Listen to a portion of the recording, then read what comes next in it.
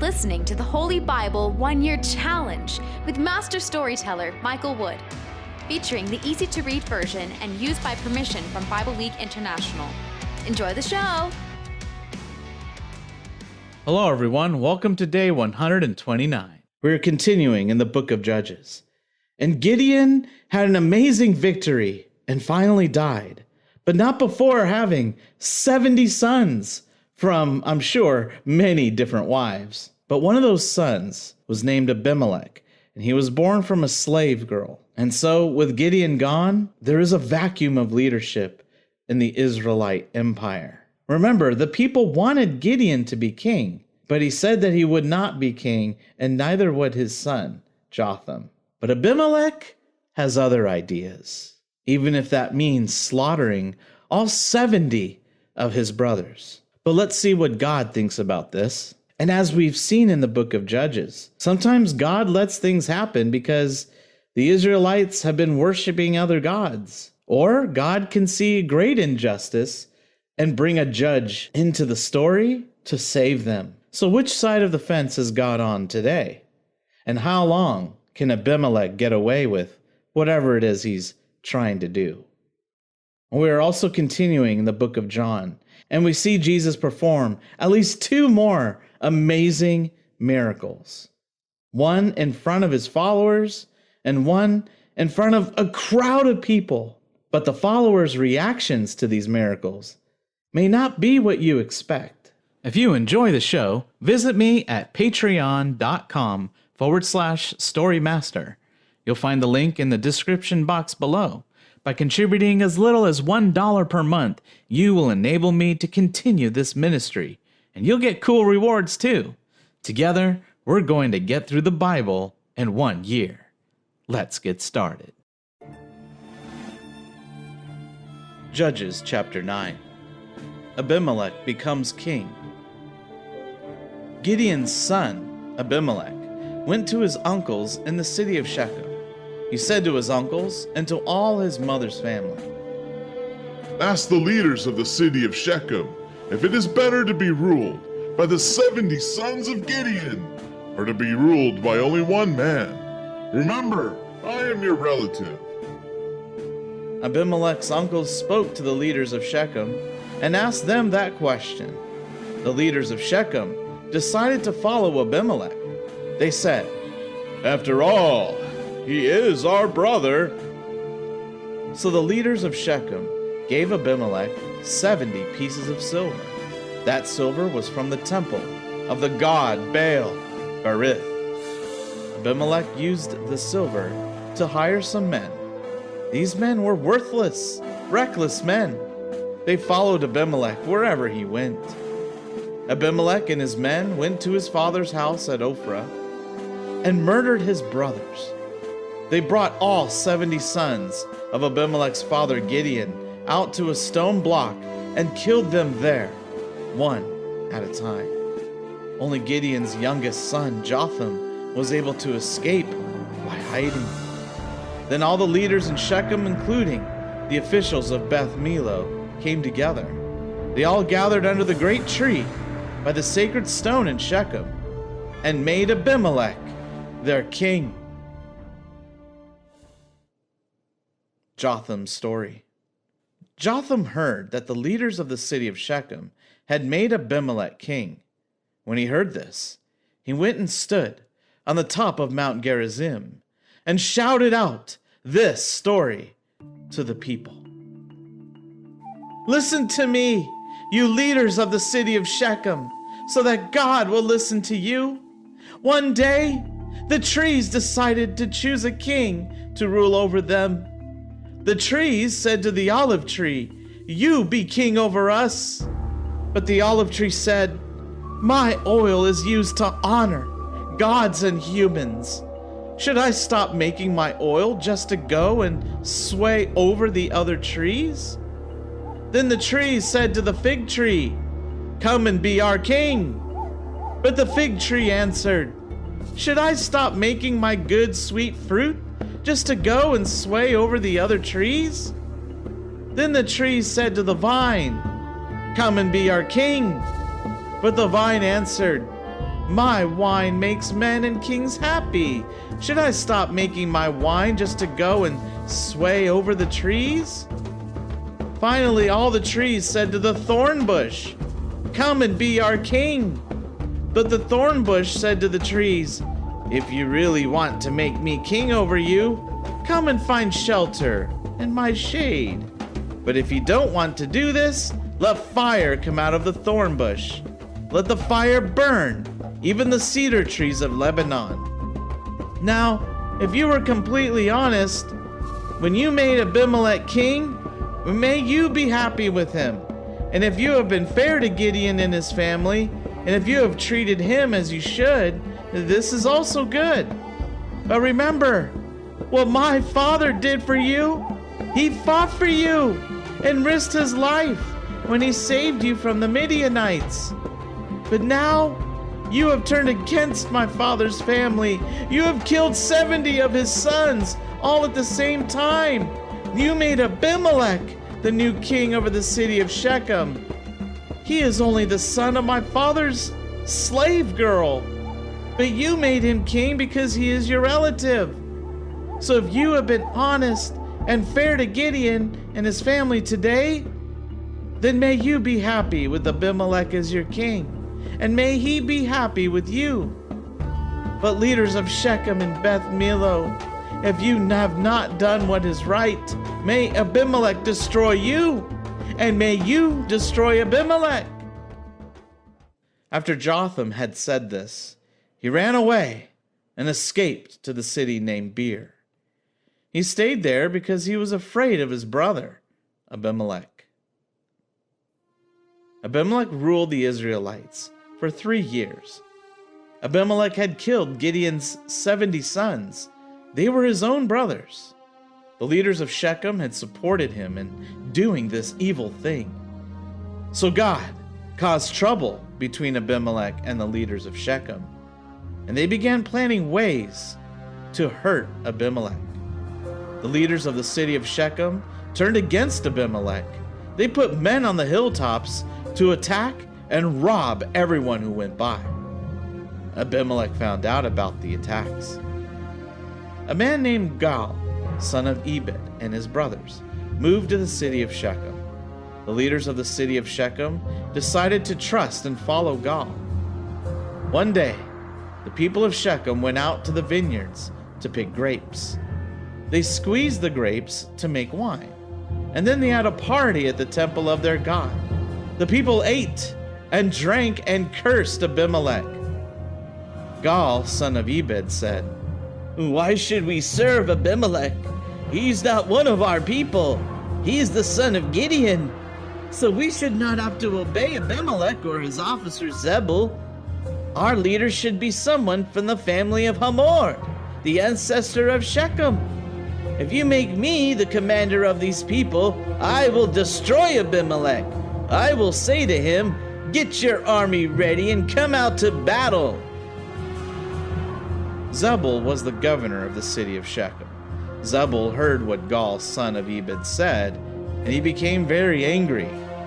Zebul sent messengers to Abimelech in the city of Arumah. This is the message. Gal, son of Ebed, and Gal's brothers have come to the city of Shechem. They are making trouble for you. Gal is turning the whole city against you. So now, you and your men should come tonight and hide in the fields outside the city. When the sun comes up in the morning, attack the city. Gal and his men will come out of the city to fight you. When they come out to fight, do what you can to them." So Abimelech and all his soldiers got up during the night and went to the city. The soldiers separated into 4 groups. They hid near the city of Shechem. Gal, son of Ebed, went out and was standing at the entrance to the gate of the city of Shechem. While Gal was standing there, Abimelech and his soldiers came out of their hiding places. When Gal saw the soldiers, he said to Zebul, "Look, there are people coming down from the mountains." But Zebul said, "You are only seeing the shadows of the mountains. The shadows just look like people." But again, Gaul said, "Look, there are some people coming down from that place over there by land's navel. And there, I saw someone's head over by the magician's tree." Zebul said to Gaul, Why aren't you boasting now? You said, "Who is Abimelech? Why should we obey him?" You made fun of these men. Well, go out and fight them. So Gaul led the leaders of Shechem out to fight Abimelech. Abimelech and his men chased Gaul and his men. Gaul's men ran back towards the gate of the city of Shechem, but many were killed before they could get back to the gate. Then Abimelech returned to the city of Arumah. Zebul forced Gaul and his brothers to leave the city of Shechem. The next day, the people of Shechem went out to the fields to work. Abimelech found out about it. So Abimelech separated his men into 3 groups. He wanted to attack the people of Shechem by surprise, so he hid his men in the fields. When he saw the people coming out of the city, he jumped up and attacked them. Abimelech and his group ran to a place near the gate to Shechem. The other 2 groups ran out to the people in the fields and killed them. Abimelech and his men fought against the city of Shechem all that day. They captured the city of Shechem and killed its people. Then Abimelech tore down the city and threw salt over the ruins. There were some people who lived at the tower of Shechem. When they heard what had happened to Shechem, they gathered in the safest room of the temple of the god El-Berith. Abimelech heard that all the leaders of the tower of Shechem had gathered there. So Abimelech and all his men went up to Mount Zalmon. Abimelech took an axe and cut off some branches and carried them on his shoulders. Then Abimelech said to the men with him, Hurry, do the same thing I have done. So all the men cut off branches and followed Abimelech. They piled the branches against the safest room of the temple of the god El-Berith. Then they set the branches on fire and burned the people in the room. About 1,000 men and women living near the tower of Shechem died. Then Abimelech and his men went to the city of Thebez and captured that city. But inside the city, there was a strong tower. So all the leaders and other men and women of that city ran to the tower. When the people were inside the tower, they locked the door behind them. Then they climbed up to the roof of the tower. Abimelech and his men came to the tower to attack it. Abimelech went up to the door of the tower to burn it. But while Abimelech was standing at the door of the tower, a woman on the roof dropped a grinding stone on his head. The grinding stone crushed his skull. Abimelech quickly said to the servant who carried his weapons, Take out your sword and kill me. I want you to kill me so that people will not say that a woman killed Abimelech. So the servant stabbed Abimelech with his sword, and he died. The Israelites saw that Abimelech was dead, so they all went back home. In that way, God punished Abimelech for all the bad things he had done. Abimelech sinned against his own father by killing his 70 brothers. God also punished the men of the city of Shechem for the bad things they had done. So the things said by Jotham, son of Gideon, came true.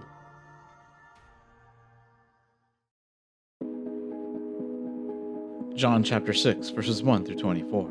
Jesus feeds more than 5,000. Later, Jesus went across Lake Galilee, also known as Lake Tiberias. A great crowd of people followed him because they saw the miraculous signs he did in healing the sick. Jesus went up into the hills and sat there with his followers. It was almost the time for the Jewish Passover festival. Jesus looked up and saw a crowd of people coming towards him. He said to Philip, "Where can we buy enough bread for all these people to eat?" He asked Philip this question to test him. Jesus already knew what he planned to do. Philip answered, We would all have to work a month to buy enough bread for each person here to have only a little piece. Another follower there was Andrew, the brother of Simon Peter. Andrew said, Here's a boy with 5 loaves of barley bread and 2 little fish, but that is not enough for so many people. Jesus said, and tell everyone to sit down.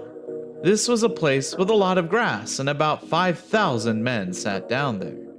Jesus took the loaves of bread and gave thanks for them. Then he gave them to the people who were waiting to eat. He did the same with the fish.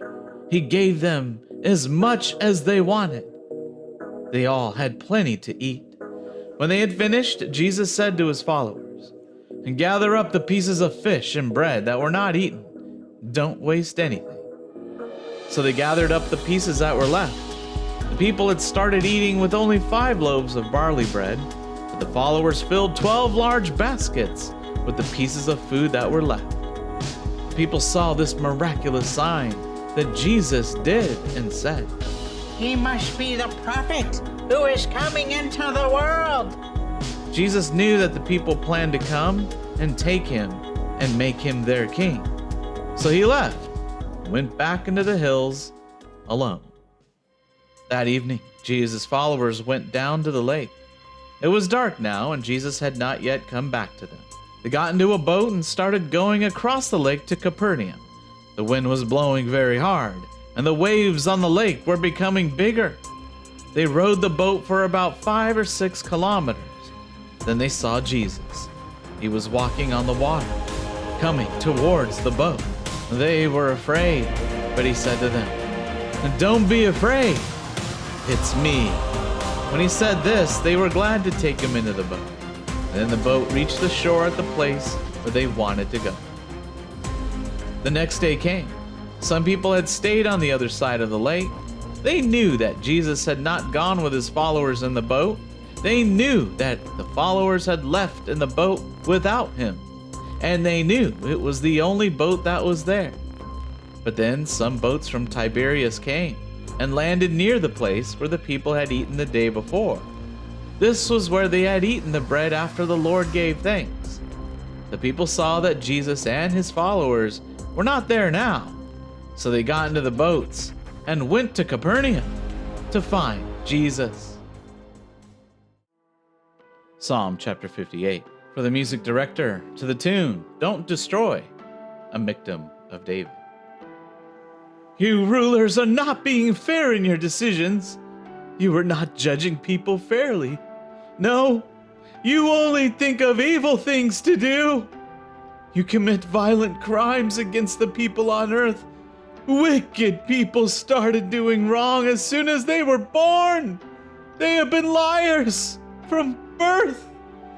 Their lies are as deadly as the poison of a snake. They shut their ears like a deaf cobra that does not listen to the music of the snake charmers, no matter how well they play. God, they are like lions. So Lord, break their teeth. Make them disappear like water down a drain. Let them be crushed like weeds on a path.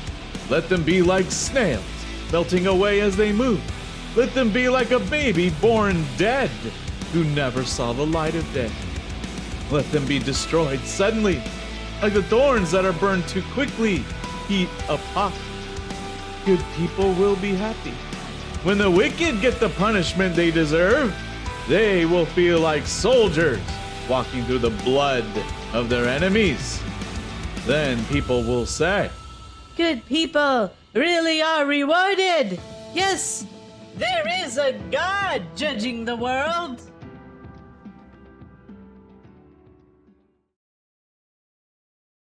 Thank you, everyone. That was day 129. Join us for day 130. Continuing in the book of Judges, we meet a few more judges, Tola, Jair, and then we hear about the Ammonites who fight against Israel. Then Jephthah is chosen as a leader as they face a formidable enemy.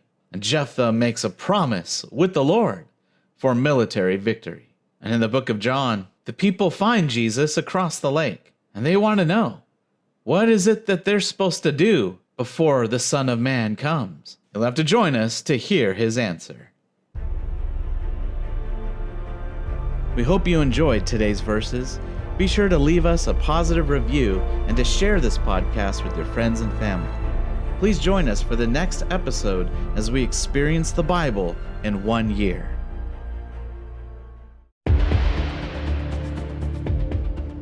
Did you know we offer online courses in creative writing, literature, and web design?